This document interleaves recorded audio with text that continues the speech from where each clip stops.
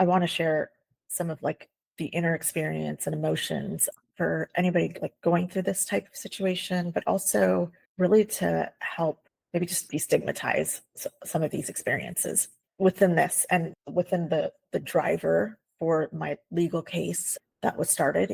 My daughter's health was a huge driver. And I had been keeping track of some of the patterns that when my daughter started getting sick, I really, I think knew that, gosh, these are really correlated. I think that the instability that's happening here is correlated to what's happening with her health. And I had a hunch, and I guess I was keeping a watchful eye on that. And as she started to get a little bit sicker, I felt, I guess, certain, really certain that that was like that there was a cause or an effect or enough of like some sort of correlation or pattern to like start changing things. I think I don't know if that at that time I was really actually thinking about going through the legal process, but I know I was really like in my head, I was like, okay, something has to change.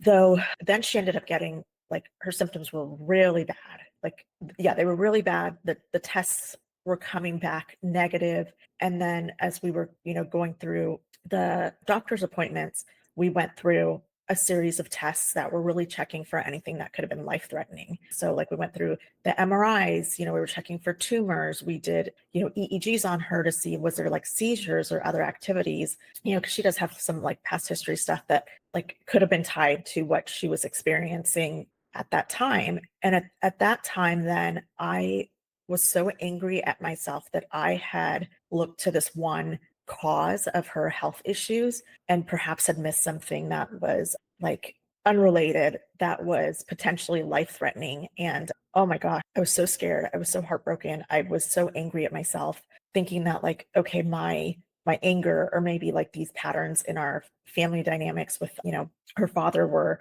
like, I was so focused on maybe blaming him for it that perhaps I missed something really important, and I went through really tough time with that. It was full of self-blame and shame. And I don't even know what to say. I felt like I'd failed her, because yeah, I didn't know what else I missed, and with chronic pain, when we went to the specialty department there to work on chronic pain, I kept asking, well, what was the root cause? Like, what was it? And essentially, when we look at something like chronic pain, the way that, at least for her, I don't know if this is common for all chronic pain, but essentially the belief is that, hey, if there was really something like an injury or a really serious root cause, like it would have surfaced further in those tests, or the symptoms would have increased more within like 3 to 6 months. And so whatever it is assumed to have passed. But now the like body's pain signals, the nervous system has become really hypersensitive to pain. So now we're looking at that and trying to get that system to like stabilize. So there was definitely a really intentional period where I stopped looking at these patterns as the root cause. Really intentional. Though I kept saying there's a correlation. I know that there's a correlation. So maybe it's not the root cause, but it definitely didn't support her needs, And each time I made a submittal to the court of the patterns I was talking about, I really struggled to just try to like make it clear, because it looked chaotic. The first one that I submitted was like organized by like patterns of like categories that I think were just organized, by categories that I think the court would care about. And it was all separate. And within that, I looked at, there were some categories that had like 3 to 4 items in it, and then other categories that had more. And I was really frustrated by that because I was like, this is no way is showing like the day-to-day impacts of what is happening. And so in the second court submittal, I submitted what I just called a timeline view, right? So I took the timeline from a year and a half prior and, obviously didn't include everything. And I made it really clear to the court, like, I'm just including information that I think is relevant here. So I'm leaving out like a lot of information, and I'm not trying to like portray that everything is this negative narrative, but, because of this process, I'm focusing on what is important here, like that was my disclaimer. And as I was looking at that timeline view, it was pretty significant, right? And so like, yeah, the patterns were there, but I could not make sense of them because with these things, it's not like the whole, I don't say the whole, because I can't speak to like, I think with like these really just unhealthy, toxic dynamics, if it was all bad all the time, it would be really easy to be like, this is not worth it. This is all bad all the time, right? But with these dynamics, it's not that. It's some really bad things mixed with like smaller, like annoyingly bad things and then periods of really good things. It's so inconsistent. And that's why it is so engaging or almost like addictive, right? It's the inconsistency. It's the same reasoning that with slot machines, we keep coming back, or with our phone, we're like addicted to it because like we have a hope that like the next time will be the better time. The next time will be the win. If I keep playing, I'll win, because it's the inconsistency, that keeps the engagement going. And that's definitely an important factor of the confusion. Though with the timeline view and with that disclaimer, I took away a portion of that inconsistency, right? I took away the good, like the good engagements, the positive engagements, the healthy engagements. And I just made a pattern of what are engagements that are relevant towards my concern. Okay. Still not clear what I'm really calling out, even to me. The third, let me say, the court declarations tell you to do like up to 10 pages max. I have probably over 90 pages in there because I was like just desperate to show what I was dealing with. The third document, because there had been a mediation session and some conversations with, their father's attorney and things like that, I was getting a clearer picture of, I think, the narrative that was continuing on, that this was about like a common problem like parenting schedules, and I was looking like a overprotective parent. And so the third declaration I did, I made it really clear, like, this is not about parenting schedules. And in bold, I said, this is an abandonment of parenting responsibilities. Here's how that impacts my daughter. They're still separate. And I had a to-do item for myself because I had a hunch, and I did put it in this third declaration, that there were certain topics that were only being brought up in response to accountability asks. There was only time that they were really being used. And I was careful with the wording because I was like, I don't know if this is the only time, right? And especially with legal documents, you want to be careful to be like every time or never, because if you find like one exception to that, then that affects credibility. So I was careful with that. And before the hearing, I knew it was something that I needed to look at, but my body was resistant. That's the only way I know how to describe this feeling right now, is like there was this like resistance and block. It's almost like pulling up those documents and opening it and looking at what I need to look at feels like super far away. Like it's like so hard to reach, and even taking the step of opening up the document to start that, it just feels really hard. That being said, like in the last couple weeks, the last week, I did go back through and just verify that what I thought was happening was there was a pattern that was only coming up when I was holding their father accountable for his like disengagement from parenting responsibilities. And those patterns were this is so important to understand when it comes to the subtlety of how this shows up, of how this control shows up, is whenever he would propose solutions, they were always solutions that would not work, because to make that work, it would in some way either compromise a health or safety need, or the conversation around those health and safety needs were so vague that I couldn't just confirm because I didn't know what I was confirming, right? It was just vague.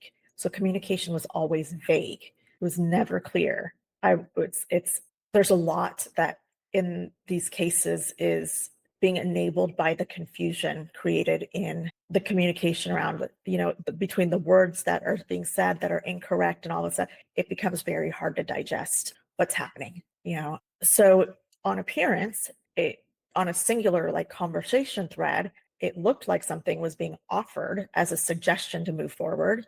And I was being clear that, hey, I don't have the clarity around this, or it compromises a health need. So this doesn't move forward. This can't move forward. And when many of us are like really accustomed to being told we're too much, or our needs are too much, or being gaslit from situations, there, as I look back, was a lack of like really important self-validation that I needed to be like, it is not too much for me to be asking for this. Like, this is basic.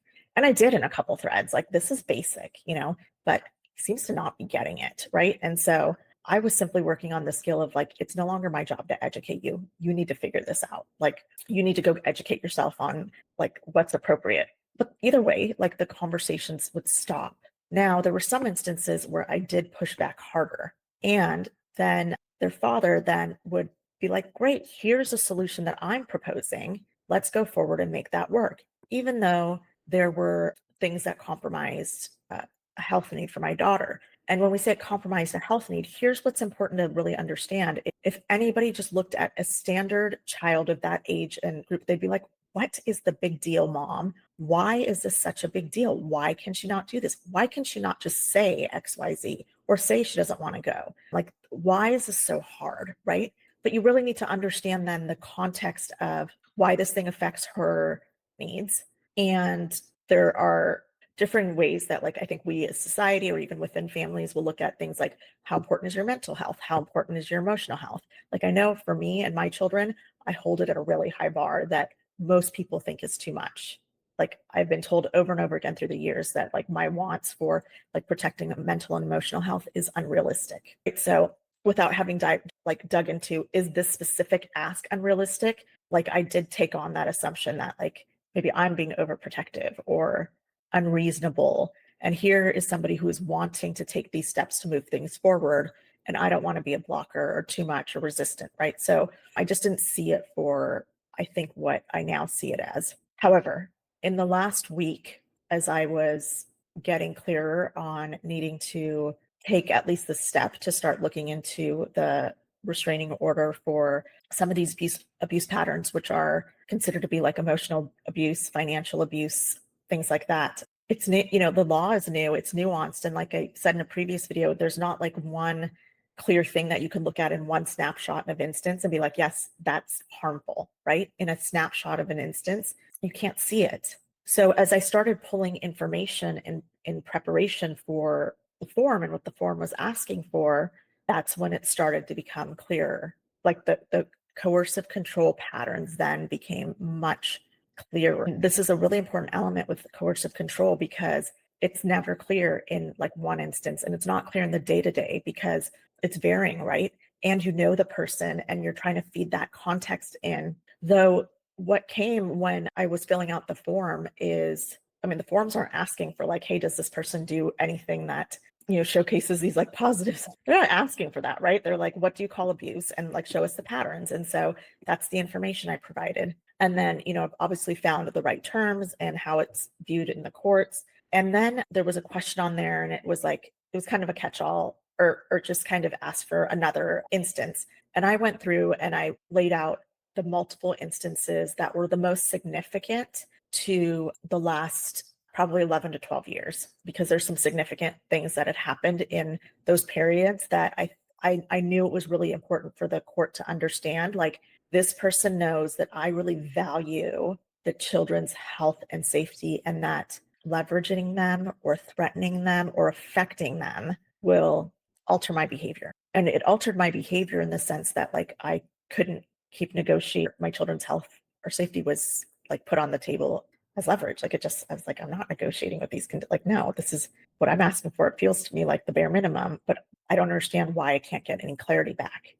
Why can't I just get some confirmations? Why can't I get this? And then there are a couple of instances where that action of moving forward caused such stress and anxiety in my daughter that I then needed to turn my attention towards her and like working with her on coping skills and stuff. That, guess what? The accountability that I was holding, it got put on a shelf because my focus had to go elsewhere. And as I was looking at this before yesterday, I was in a roller coaster of emotions, but some of it was like just being euphoric, because I was like, it's like finding a puzzle piece where you're like, finally, I found the missing piece. Finally, everything is clicking. Everything makes sense. And it just felt like finally these things that I suspected are validated with like just some data and a pattern, right? I know when I was recording some of those past videos, like that's where I was like, oh my gosh, like I had this positive surge of energy. I felt so hopeful. I felt so like finally, because now I've identified it. First of all, so much stuff is unblocked for me, right? Like three submissions to the court, I can now put, if I was going to do it all over again, like it would probably be a page and a half of what I submitted on this form, right? Instead of the 90 pages. Those took a long to get to that clarity. And I can't say like I was still clear or confident about it, but I had to work through a lot of stuff to even put those items on paper and take the action to put them in front of the court. Because if I was wrong and I didn't have the legal support behind me, now I've like made somebody incredibly angry who has an anger control problem, who has control issues. And it felt to me at the time like, oh gosh, well, if the restraining order gets declined, then I have no protection against that. And I do know inside that like the fact that I'm worried about somebody's reaction is the signal enough. Like I do know this, you know. Though yesterday I had my coaching call with Judge Anthony and his group, and I really like that group. I really like him. I think he brings a lot of high integrity to what he's trying to do and is fair, and I think just leads by a lot of principles that I respect. And so there was something about this that I asked the question there, you know, and he did call out like how much time I have spent prioritizing decisions based off of the reaction that somebody will have based off of them being held accountable. And I think that's tough because if in the past when I didn't think about that, I mean, I wasn't safe, right? I had to deal with a lot of like retaliatory actions because I hadn't taken the proactive steps to like protect myself from that or to make it visible or to get the right people involved. And so then I was just there alone and dealing with what would be retaliatory, like anger, like blaming me for holding them accountable or you know really just like validating my needs or gaslighting me and telling me like this is my problem, you know, this I'm creating these problems instead of I'm holding somebody accountable to problems that they've created. So he gave me some really good advice that I think I can just kind of ground down in and move forward with that will keep me spinning in, they'll prevent me from kind of spinning in do I do this or not because of how somebody will react to it. You know, that being said, you know, still turning in the forms wasn't easy, though I felt such relief. I felt such relief putting some of the patterns on paper that if I'd had to turn those papers over to anybody who knew this person, I don't think I would do it because you would never, ever, ever correlate these behaviors with that person. And this is a challenge when somebody treats you, I think, differently in when it's like one-on-one conversations, but when things are more visible, the behavior is radically different, or at least the appearances suggest a different type of relationship, right?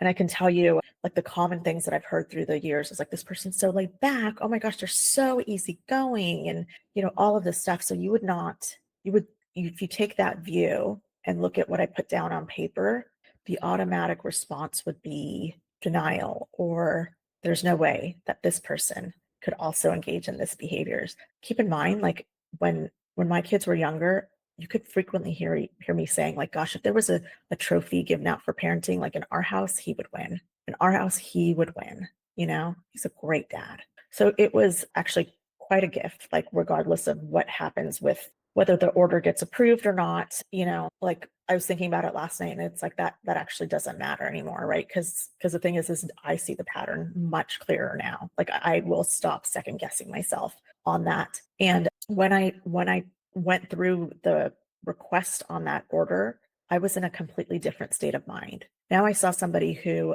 wasn't behaving in a way that was just being a jerk, that, you know, didn't even realize the impact that it was having on their own child's health. I was seeing a really manipulative and what had been effective to date strategy for not being held accountable for basic, and it had been effective, right? Been going on for a long time. And I'll say, even though our dynamics always looked good on paper, and I would say like to the public eye, I always felt like if anything ever happened to me, like if I, you know, was in a car accident, if anything happened, like how would I be able to document this so that if my kids are struggling with this interaction at some point, like they just know that what I'm not telling them right now of what drives my worries and fears and the things that I try to block them from seeing. Like this has always been a huge stressor on me because there's just been nobody that I could talk to that would understand or not try to explain his reasons or like be like, oh, this could be this, or just dismiss them. You know, that was the frequent pattern that I was experiencing, is dismissal. And I don't think that was intended. It was just like natural, like rational thought says like this could have happened because of XYZ, or this could have happened because this, or this could, yeah. And it's like, yeah, that rational thought makes sense. That's not what was happening there. So it felt really good and like a huge relief to just put it out on paper and actually to have it filed somewhere so that, you know, the worries that sit with me could have a path to being seen by others who aren't bought into the context of, you know, who he is and who I am, and these perceptions that have been like ingrained in minds for, you know, for some people for decades, you know, for years, whatever it is. Still, I was shaking when I went to file those papers, you know, and I didn't have to go to the police station. I told a friend, later that evening, and she was so kind. She was like, "I'm so sorry. I'm just picturing you having to go to the police station." And I mean, this isn't there wasn't like physical battery, right? So like I filed the papers, I had time. I went down to the self-help center at the courthouse. I was told that they would review the papers, which I thought they meant that they would like review and be like, yeah, this applies. But that's not what they did. They like reviewed it for accuracy. And then I missed a bunch of stuff. So they did clarify for me what that meant. And then I had to go to, another office there at the courthouse to actually file it. And when I did that, I was like, I was just shaking, shaking. And I was like, who can I even call about this? And I do have a friend, like some people now who don't know him very well. And we've had some similar life experiences that I know I could have called, but I don't know. I was just sitting there in line, and I know this sounds sad. My daughter's just like, this is just sad. But this is what I did. I went to ChatGPT and I said, listen, I'm waiting to file these papers, and I'm really, really scared. I'm nervous. Like be my strong, supportive friend right now. Come, like tell me what you would tell me if we were sitting here together, and reassure me that I'm taking the right steps, And then I got a response from my prompt, and I just read through that. It's not advice, right? It was reminders of what I'd been dealing with, the patterns that were at play, why I was doing this, like what would I expect from the process, all of it, and that was validating. And then I turned it in, and you don't hear a response right away. So I haven't gotten the response. And then I came home, and I wanted to record this yesterday, but I really actually needed a lot of time with my kids. I just needed to be with them, and when I was at this stage at ending my marriage, I remember I was filled with rage over the years lost to some of these behaviors, the lies, the deceit, my time wasted, my mental health suffering, my emotional health suffering, how much I was blamed for any issue that came up. And all around me, there were a lot of different reasons why whenever some of these things would happen, the problem was always me. The problem was always me. And I think that this is a dynamic that a lot of us can relate to, especially for just kind of like misfits and are used to like not doing things the way the status quo goes. And it affects, like, a lot of people can get really frustrated with that and not know how to engage with it. And last night when I was sitting here, I wasn't sitting here and I don't know how to say it. It's like I wasn't filled with rage. I definitely had anger. I don't know, something so fundamentally shifted because it's been 5 years since our marriage ended. And I know how hard I've tried to put my own issues at rest and to have them not feed into my children's dynamic with their dad, and how much I've tried to keep the door open and keep the relationship positive and to keep him in their life, and just going back to like, that was really great intent of me. I know that. And I think the impact of that is I let this go on for way longer than it should have, a lot of doubt, self-doubt, like looking for validation from other people, not understanding what I was dealing with for sure. And yeah, yesterday I felt like,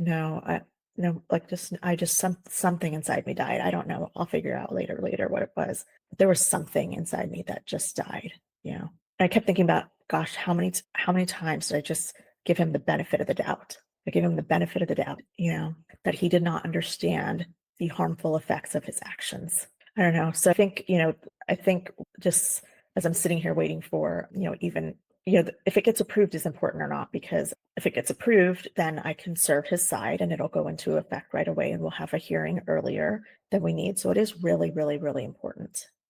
And I think what has really shifted is I have been really forced to look at like how my own fears have been used against me. I feel like the most horrible, like the ugliest part of this is there's not even a thought to like how his behavior, like I don't see anything that indicates there's any care of how he's been harming the kid, and there's instability and their confusion. And I think he just doesn't see it. But also I know that there's definitely a lack of empathy that has been called out throughout the years, and that's really important for when you're dealing with sometimes behaviors that can fall under just personality disorders and things like that. Yeah, I have no idea how to, gosh, like it has not even been a week since the court hearing, and I just feel like so much has profoundly shifted since these dots have connected, and I am accepting the reality of what has been happening. And yeah, I mean, regardless if it happens, like I do feel grateful and clear that like whatever, hope I had, remaining is just gone. And that's really sad. And I have a ton of grief inside, I know, because of that, because my, kids are really wonderful. They deserve like so much. And I think up until now, I always felt like, of course I'm gonna like hold the door open for my children's dad. Like, I will always be hopeful of the opportunity for him to learn better and do better, you know? I don't know. And I think what I'm just giving myself permission to do.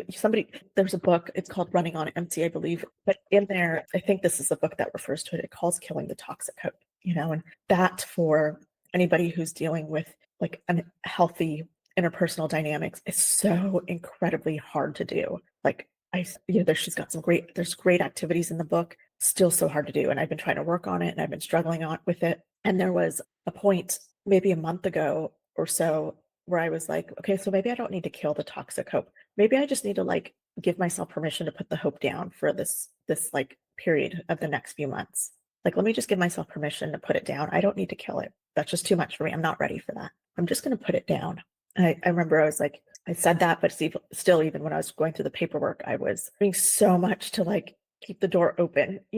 I'll go to co-parenting counseling with you. If there's something I'm doing wrong, I'm open to changing it. I don't know. I don't know. It's like every time there's a rock bottom, I think this person will learn from their rock bottom. And I'm like, I have no hope that this rock bottom and what he's at risk for losing is going to do it. I hope so. I hope so, but I'm not going to be taking any action on that, and it's not something I'm going to focus on. And, regardless of what comes back from the approval or not of the restraining order, everything's changed. Like, everything has changed.